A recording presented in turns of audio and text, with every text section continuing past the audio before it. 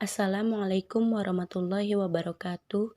Perkenalkan, nama saya Salma Hanifah. Saya dari kelas 7C Ekonomi Syariah. Di sini saya akan menjelaskan tentang Bank Umum dan Bank Perkreditan Rakyat. Pendirian Bank Umum. PBI nomor 11 _1 _ PBI 2009 sebagaimana diubah PBI nomor 13 _27 PBI 2011.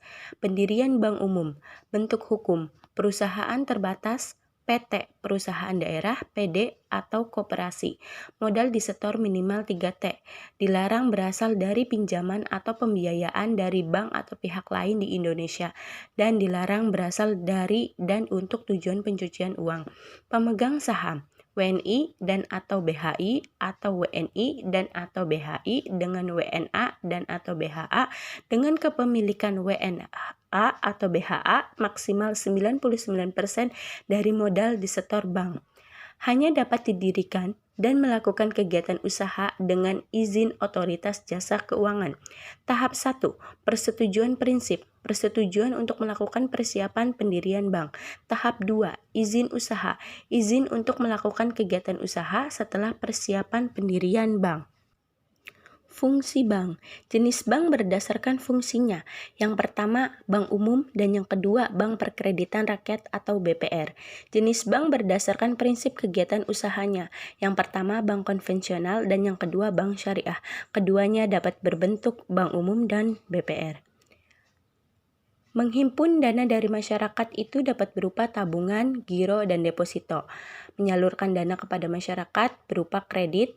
Layanan jasa bank, yang pertama ada jasa pengiriman uang, lalu yang kedua ada jasa pembayaran, ada jasa pembelian, lalu ada jasa pengihan atau inkaso.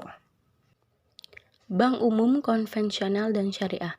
Bank umum adalah bank yang melaksanakan kegiatan usaha secara konvensional atau berdasarkan prinsip syariah yang dalam kegiatannya memberikan jasa dalam lalu lintas pembayaran dan dapat melakukan transaksi giral. Ciri-ciri bank umum, yang pertama, badan usaha yang mencari untung, lalu yang kedua, secara kuantitas dimiliki dan dikelola oleh pihak swasta, diawasi dan dibina oleh OJK, lalu yang keempat, kegiatan operasinya dipengaruhi oleh OJK, lalu yang kelima, hanya dapat mengeluarkan uang giral, melakukan persaingan antar bank, harus memiliki rekening pada bank sentral, dan yang terakhir, melayani baik pribadi maupun perusahaan, yaitu mencakup masyarakat secara umum. Lalu Bank Perkreditan Rakyat atau BPR dan Bank Pembiayaan Rakyat Syariah atau BPRS adalah bank yang dalam kegiatannya tidak memberikan jasa dalam lalu lintas pembayaran dan tidak dapat melakukan transaksi giral. Selain memberikan pinjaman, BPR dan BPRS juga menerima layanan simpanan tabungan dan deposito. Dengan demikian, perbedaan antara bank umum dan BPR, yang pertama, bank umum memberikan jasa dalam lalu lintas pembayaran, sedangkan pada BPR tidak. Jasa lalu lintas pembayaran adalah jasa yang diberikan perbankan untuk nasabah, misalnya clearing dan jual beli valuta asing. Lalu yang kedua, bank umum dapat melakukan transaksi giral, namun BPR tidak dapat melakukan transaksi giral. Perbedaan bank konvensional dan bank syariah. Bank konvensional, perjanjian hanya menggunakan hukum positif sebagai dasar perjanjian yang berlaku pada masing-masing bank. Berdasarkan bunga yang besarnya disepakati dan ditetapkan di depan. Hubungan antara bank dan nasabah adalah sebagai kreditur dan debitur. Beroperasi menurut apa yang sudah menjadi kebiasaan dan berdasarkan kesepakatan umum seperti adat, kebiasaan, dan kelaziman. Prinsip dasar operasi dengan perhitungan bunga. Lalu yang syariah, perjanjian berdasarkan hukum yang berlaku dan mengikuti akad sesuai dengan syariat Islam. Menggunakan prinsip bagi hasil, hubungan antara bank dan nasabah adalah sebagai mitra. Beroperasi sesuai dengan prinsip syariah, khususnya yang menyangkut tata cara bermuamalah secara Islam. Prinsip dasar operasi dengan bagi hasil.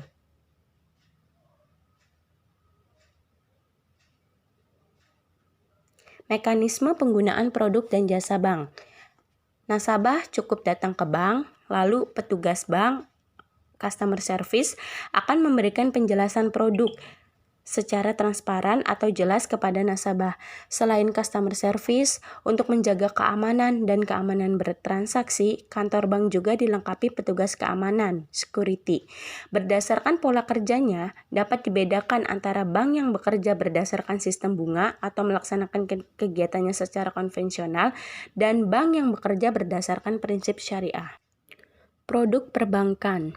Sesuai dengan pembahasan sebelumnya mengenai pengertian bank, produk-produk bank dapat dikaitkan dengan jenis kegiatan yang dilakukannya, yaitu sebagai lembaga perantara dan jasa-jasa di bidang lalu lintas pembayaran.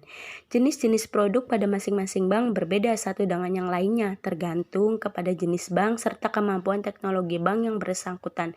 Oleh sebab itu, produk-produk yang dapat disajikan dan dijual oleh bank umum berbeda dengan bank perkreditan rakyat dan produk bank syariah berbeda dengan bank konvensional. Di samping itu, bank dengan teknologi sederhana tidak mungkin dapat menyajikan produk yang sama dengan bank yang mempunyai teknologi yang canggih. Faktor lain yang juga sangat berpengaruh dalam penyajian produk-produk bank adalah kebutuhan dan permintaan nasabah atau lingkungan yang berbeda. Manfaat perbankan. Denomination divisibility, yaitu menyesuaikan besarnya pecahan sesuai dengan kebutuhan pihak-pihak yang memerlukan, dapat memperbesar atau memperkecil pecahan uang. Monetary flexibility, yaitu menyesuaikan jangka waktu penyimpanan dengan jangka waktu penempatan. Risk diversification, yaitu memperkecil resiko dengan cara menyebarkan resiko ke dalam berbagai jenis resiko sehingga dapat ditekan sekecil mungkin. Lalu yang terakhir, liquidity transformation, yaitu mengubah jenis simpanan dari non-financial saving menjadi financial savings sehingga tabungan menjadi liquid. Biayanya murah dan mudah dilaksanakan. Bank Perkreditan Rakyat atau BPR. BPR pada dasarnya dapat melakukan sebatas fungsinya sebagai lembaga perantara di bidang keuangan. Yang pertama, menghimpun dana dari masyarakat dalam bentuk simpanan berupa deposito berjangka, tabungan, dan atau bentuk lainnya yang dipersamakan dengan itu. Lalu yang kedua, memberikan kredit. Dalam melakukan tugas ini, bank umum wajib mempunyai keyakinan atas kemampuan, atas kesanggupan debitur untuk melunasi utangnya sesuai dengan yang diperjanjikan. Lalu yang ketiga, menyediakan pembiayaan dan penempatan dana berdasarkan prinsip syariah sesuai dengan ketentuan yang ditetapkan oleh Bank Indonesia. Lalu yang keempat, menempatkan dananya dalam bentuk sertifikat Bank Indonesia, deposito berjangka, sertifikat deposito, dan atau tabungan pada bank lain. Lalu yang kelima, dalam melakukan usaha, BPR itu dilarang. Yang pertama, menerima simpanan giro dan ikut serta dalam lalu lintas pembayaran. Yang kedua, melakukan kegiatan usaha dalam valuta asing. Yang ketiga, melakukan penyertaan modal. Yang keempat, melakukan usaha peransuransian. Lalu yang kelima, melakukan usaha lain di luar dari usaha yang diizinkan oleh Bank Indonesia sebagaimana yang dijelaskan sebelumnya. Di sini ada perbedaan antara bank umum dengan bank perkreditan rakyat. Yang pertama, modal yang disetor minimal 3M untuk bank umum untuk dapat membuka bank. Lalu yang kedua, menghimpun dana dalam bentuk simpanan giro, simpanan tabungan, dan deposito. Bank umum dapat memberikan jasa clearing, dapat melakukan kegiatan valuta asing, dan melakukan perasuransian. Lalu untuk bank perkreditan rakyat, yang pertama, modal yang disetor minimal 2M untuk daerah khusus Jakarta dan sekitarnya. 1M untuk ibu kota provinsi dan di luar wilayah tersebut pada angka 500 juta. Lalu yang kedua, menghimpun dana hanya dalam bentuk simpanan, tabungan, dan deposito.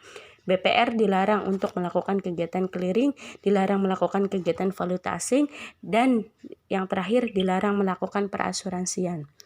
Sekian pembahasan dan penjelasan dari saya. Semoga apa yang saya sampaikan dapat bermanfaat. Wabillahi taufiq wal hidayah. Wassalamualaikum warahmatullahi wabarakatuh.